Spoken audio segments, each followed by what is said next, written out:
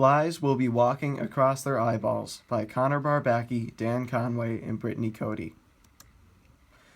The cost for the U.S. to get involved was a term of ethnocentrism, the proper/Christian duty to civilize the backwards people of the world.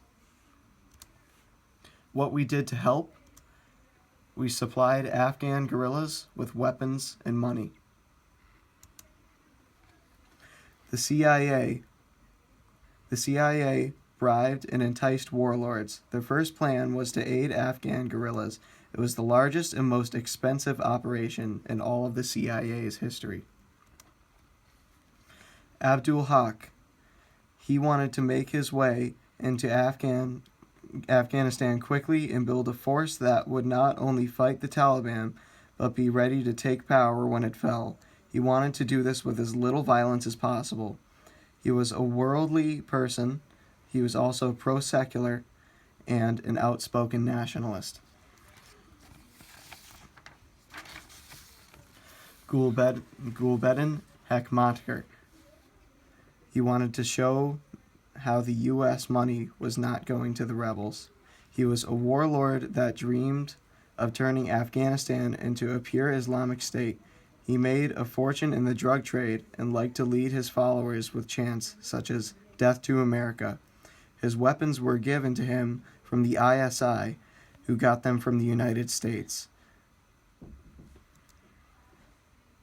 The ISI. The CIA made a deal with the ISI to have the ISI pass weapons and money onto the Afghans. The ISI would pass weapons to warlords who were most responsive to Pakistani influence. Haq's plan didn't work. Haq wanted to get rid of the Taliban with no violence. He ended up being cornered and had to be saved on October 20th.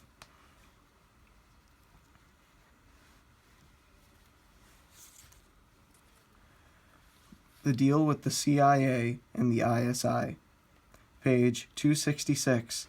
The U.S. would give weapons and money to the Pakistan ISI service, and the ISI would pass them to leaders of their own choosing. The U.S. would not be able to have contact with the Afghan guerrillas or be able to enter Afghanistan.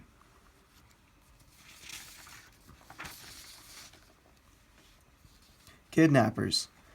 Pakistani gunmen attacked the EI and AI airport in Vienna and Rome, which killed 19 people. Kidnappers abducted the CIA station chief and tortured him until he died. Others were held as long-term prisoners.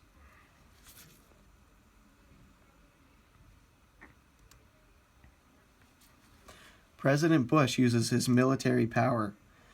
President Bush used military power to overthrow the Taliban regime.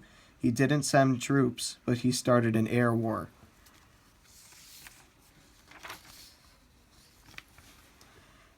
Al-Qaeda hijacked airplanes and flew them into the World Trade Center, killing 3,000 people. Success or failure? We believe that this was a failure. We believe that it was a failure because we allowed Al-Qaeda to attack the United States without really doing anything about it.